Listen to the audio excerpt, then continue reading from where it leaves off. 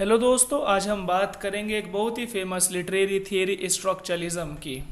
इसको 1950 में फ्रांस में शुरू किया गया था और इसको शुरू करने वाले यानी इसके फादर फर्डिनांड द सोशियोर को माना जाता है।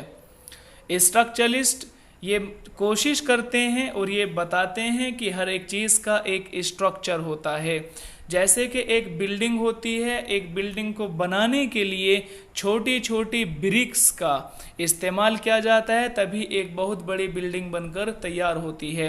तो इसी तरह स्ट्रक्चरलिस्ट कहते हैं कि किसी भी बिल्डिंग को जब हम छोटे छोटी यूनिट में छोटे छोटे ब्रिक्स में तोड़ेंगे तब हमें उसका सही ज्ञान होगा कि आखिर वो बिल्डिंग कैसे बनी है, कौन सा मटेरियल उसके अंदर यूज़ किया गया है, किस तरह की ईंटें हैं, किस तरह की गारा मिट्टी है।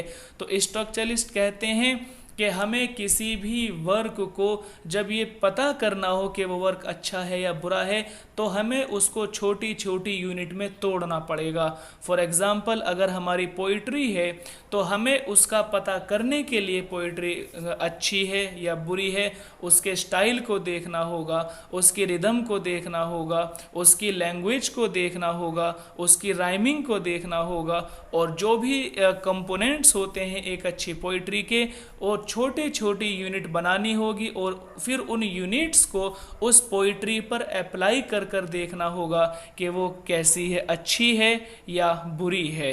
बेसिकली हम देखते हैं कि पूरी दुनिया में जो लैंग्वेज बोली जाती हैं वो छोटी छोटी कड़ियों से मिलकर बनती हैं और उन कड़ियों को, उन यूनिट्स को, वो हर एक ज़बान के अपने ग्रामर्स होते हैं, अपने रूल्स होते हैं जो उन यूनिट्स को आपस में जोड़ने का काम करते हैं। बेसिकली हम ये बात जानते हैं कि दुनिया की हर लैंग्वेज का अपना एक ग्रामर होता है, लेकिन ग्रामर बदल सकता है लेकिन जो लैंग्वेज का एक स्ट्रक्चर होता है वो कभी नहीं बदल सकता। यानी लैंग्वेज का ग्रामर बदला जा सकता है जबकि स्ट्रक्चर बदल नहीं सकता, वो हमेशा एक जैसा रहता है। लैंग्वेज चाहे जहाँ की हो, चाहे आप अरबिक ग्रामर ले लें, चाहे आप इंग्लिश ग्रामर ले लें, ग्रामर चेंज होता रहता है। यहाँ पर अगर हम अरबिक ग्रामर की बात करें तो उसमें पहले वर्ब आता है, उसके बाद सब्जेक्ट आता है, फिर ऑब्जेक्ट आता है। लेकिन अगर इंग्लिश की ग्रामर की बात करें तो सबसे पहले सब्जेक्ट आता है, जबकि अरबी में सबसे पहले वर्ब आती है। तो एक पॉजिटिव सेंटेंस की अगर हम बात करें, अरबिक ग्रामर में पॉजिटिव सेंटेंस में पहले जो है वर्ब आएगा, फिर सब्जेक्ट आएगा और फिर ऑब्जेक्ट आएगा। और अगर हम इसे इंग्लिश में बोलें तो पहले सब्जेक्ट आएगा, फिर उसका वर्ब आएगा और फिर ऑब्जेक्ट आएगा। तो इस तरह से ग्रामर चेंज हो जाते हैं लैंग्वेज के हिसाब से, लेकिन स्ट्रक्चर सेम रहेगा। देखो, अरबिक ग्रामर में भी वही वर्ब सब्जेक्ट ऑब्जेक्ट आया है और इंग्लिश ग्रामर में भी वही सब्जेक्ट ऑब्जेक्ट और वर्ब आया है। बस इनके जो अपने के स्ट्रक्चर है वो आगे पीछे ज़रूर हुआ है, लेकिन स्ट्रक्चर सेम है। वही तीनों वर्ड इसमें भी हैं, वही तीनों टर्म इसमें भी हैं। इसको हम आसानी से इस तरह समझ सकते हैं कि जैसे पूरी दुनिया में लोग रहते हैं, हर इंसान का स्ट्रक्चर सेम होता है। इंसान अपने आप में सेम होते हैं, उनका स्ट्रक्चर सेम होता है। हर इंसान के दो हाथ होंगे, दो पैर होंगे, दो आँख होगी, ज़बान होगी, ये सब के सब स्ट्रक्चर सेम रहेंगे, लेकिन उनका जो कंटेंट है वो चेंज हो सकता है। जैसे कोई काला होगा, कोई गोरा होगा, कोई किसी की हाइट ज़्यादा होगी, किसी की हाइट कम होगी, तो कंटेंट चेंज हो सकता है। जैसे कि लैंग्वेज का ग्रामर चेंज हो सकता है लेकिन स्ट्रक्चर सेम रहेगा। इसी तरह इंसान का स्ट्रक्चर सेम रहेगा, बस उसका कंटेंट चेंज हो सकता है। लैंग्वेज पर बात करते हुए रूस के एक बहुत बड़े स्ट्रक्चरलिस्ट व्लादिमीर प्रोप रहे हैं। उन्होंने जो फोकटेल होती हैं, जो हमारे लोकगीत होते हैं, उन पर रिसर्च की और ये पता लगाया कि लगभग उन सभी फोकटेल में 31 ऐसे एलिमेंट्स हैं जो बदलते नहीं हैं, हमेशा एक जैसे रहते हैं। और यहाँ पर स्ट्रक्चरलिज्म को साइंस ऑफ ह्यूमन काइंड कहते हैं, क्योंकि लगभग दुनिया की जितनी भी लैंग्वेज हैं उनमें समानता है, वो एक जैसी हैं, उनमें सिमिलैरिटी है। फॉर एग्ज़ाम्पल, हर एक लैंग्वेज में आवाज़ होती है, एक साउंड, हर ज़बान में साउंड होता है और हर लैंग्वेज में वर्ड्स होते हैं, हर लैंग्वेज में साइंस होते हैं, सिग्निफायर्स होते हैं, सिग्निफाइड होते हैं। और ज़्यादातर जो लैंग्वेज हैं दुनिया की, जब हम बोलते हैं तो अपने सांस को बाहर की तरफ छोड़ते हैं। और इसी तरह हर ज़बान का, हर लैंग्वेज का अपना एक स्ट्रक्चर होता है। तो दुनिया की जितनी भी लैंग्वेज हैं वो आपस में समानता रखती हैं, चाहे वो आवाज़ के रूप में हो, चाहे वो वर्ड्स के रूप में हो, चाहे वो साइंस के रूप में हो, और चाहे वो ये हो कि बोलते वक्त ज़्यादातर जो ज़बानें हैं उनमें सांस बाहर को लिया जाता है। हम यहाँ पर बात करते हैं फर्डिनांड द सोश्योर की, जिनको फादर ऑफ स्ट्रक्चरलिज्म के रूप में जाना जाता है। उनका एक वर्क है कोर्स इन जनरल लिंग्विस्टिक। वो कहते हैं कि दुनिया की जितनी भी लैंग्वेज हैं वो सामान्य रूप से उनका एक स्ट्रक्चर होता है जिसको वो कहते हैं सिग्निफाइंग सिस्टम। यानी फर्डिनांड द सोश्योर जो इम्पोर्टेंस देते हैं वो साइन सिस्टम को देते हैं और जिसको वो सिग्निफाइंग सिस्टम का नाम देते हैं। वो कहते हैं कि जो लैंग्वेज है वो एक कोड का काम करती है। लैंग्वेज क्या है? एक कोड है। According to Ferdinand de Saussure, language is a code. इसको समझना बहुत आसान है, जैसे कि हर फील्ड में अपने अपने कोड होते हैं। चाहे हम साइकोलॉजी ले लें, चाहे हम सोशियोलॉजी ले लें, चाहे लिटरेचर ले लें, या कोई भी हम फील्ड ऑफ लिटरेचर या फील्ड ऑफ स्टडी ले लें, हर ज़बान में कुछ साइंस होते हैं। तो वो कहता है कि जैसे कि हम ट्रैफिक की बात करें तो ट्रैफिक के अपने कोड हैं, और जैसे कि सीक्रेट कोड होते हैं, खेल के मैदान के कुछ कोड होते हैं।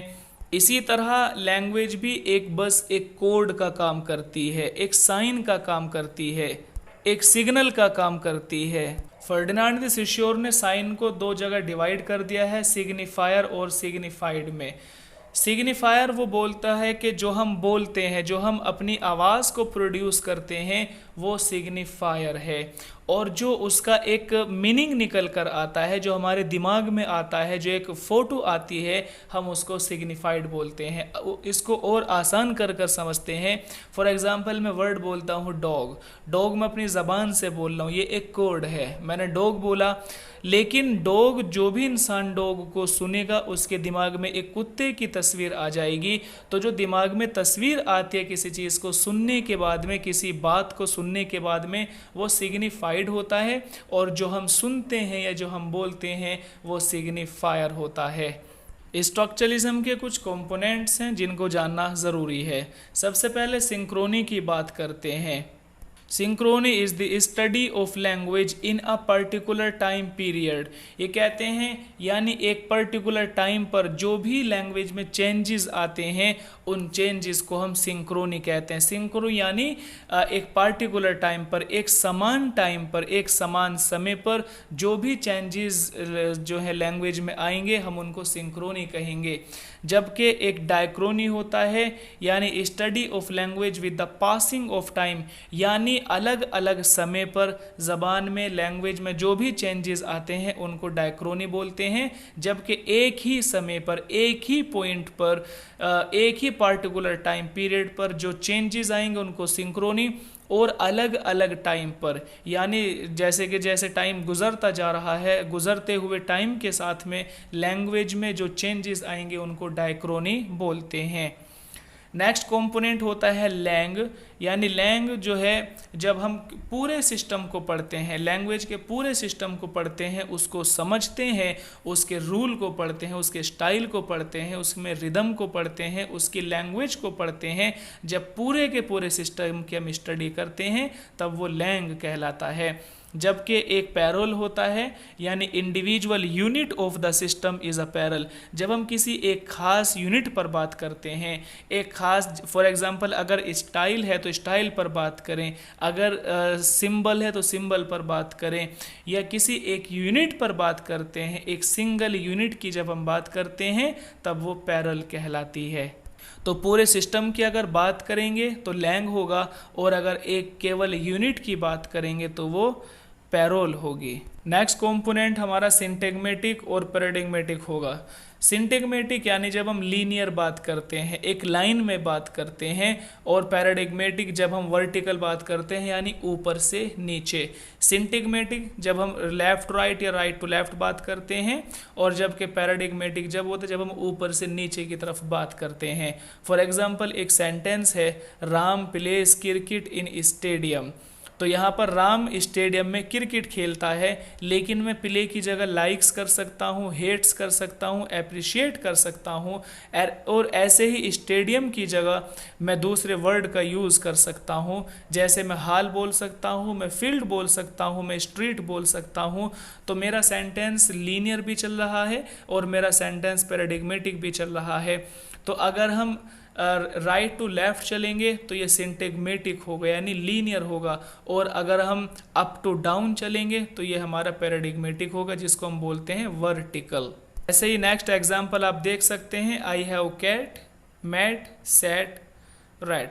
तो आई हैव कैट ये एक सिंटेगमेटिक सेंटेंस है क्योंकि एक लाइन में चल रहा है, जबकि हम अप डाउन आ रहे हैं यानी ऊपर से नीचे की तरफ जब हम चलते हैं तो वो पैराडिग्मेटिक सेंटेंस कहलाएगा। नेक्स्ट कंपोनेंट बाइनरी अपोजिशन होता है, यानी हर एक चीज़ जो भी यहाँ पर दुनिया में है वो बाइनरी अपोजिशन में है, यानी हर चीज़ का एक एंटोनियम है। जैसे कि man, woman, day, light, fire, water और अर्थ, स्काई। इस तरह से हर एक चीज़ के एक एंटोनियम होता है, जैसे कि पुरुष, महिला, ज़मीन, आसमान, आग, पानी। तो ये बाइनरी अपोजिशन कहलाता है। स्ट्रक्चरलिस्ट ने ये बात कही है कि हमें किसी भी बुक को समझने के लिए, किसी भी पीस ऑफ आर्ट को समझने के लिए उसके राइटर्स को जानना, उसके पोइट को जानना ज़रूरी नहीं है, बल्कि हमारे लिए ये कंपलसरी है कि हम उस पीस ऑफ आर्ट को चेक करें, उसको जज करें, उसके स्टाइल को चेक करें, उसकी लैंग्वेज को चेक करें, तब हम ये बताएं कि वो पीस ऑफ आर्ट कैसा है। इन्होंने कहा है कि वर्ड्स ऑन पेज, यानी जो भी वर्ड्स हैं वो पेज पर हैं।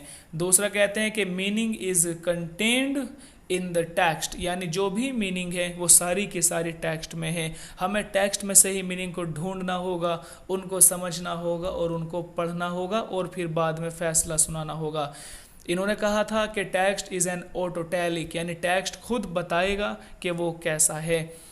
इन्होंने ये बात क्लियरली कही है कि हमें किसी भी राइटर के, किसी भी पोइट के, ना तो उसकी फैमिली को देखना, ना उसकी कास्ट को देखना, वो गरीब है या अमीर है, वो काला है या गोरा है, वो देश का है या विदेश का है, ये चीज़ नहीं देखनी, बल्कि हमें उस पर ध्यान देना है जो उसने लिखा हुआ है, बस हमें उस पर ध्यान देना है। इसीलिए वो बोलते हैं कि paid close attention to the language of a literary text, the form, style, paradox, ambiguity, image, metaphor, meter, rhymes, sounds etcetera. कि हमें हमेशा ख्याल रखना चाहिए कि उस टेक्स्ट की लैंग्वेज कैसी है, उसकी फॉर्म कैसी है, उसका स्टाइल कैसा है, उसमें पैराडॉक्स कैसे यूज़ हुए हैं, वो एम्बिग्विटी जो इमेजेस हैं उसके इमेजेस पर गौर करना है, उसके मेटाफर पर गौर करना है, उसमें मीटर कौन सा यूज़ हुआ है, उसकी राइमिंग कैसी है और उसके साउंड्स कैसे हैं। इन सब चीज़ों पर हमें बहुत ही ध्यानपूर्वक जो है अटेंशन रखनी है, जबकि हमें राइटर की फैमिली पर, उसकी कास्ट बिरादरी पर ध्यान नहीं देना है।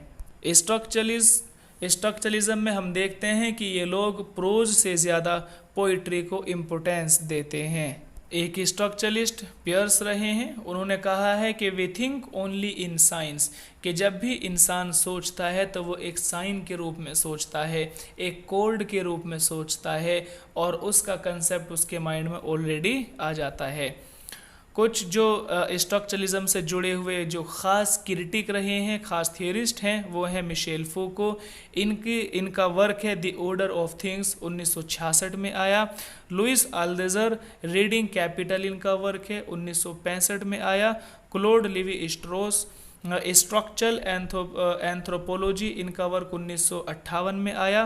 रोलैंड बर्थ्स, इनका work the activity of structuralism 1963 में आया था। ठीक है दोस्तों, समझ आ गया होगा। आज के लिए इतना काफ़ी है। सुनने के लिए धन्यवाद। आपका दिन शुभ हो।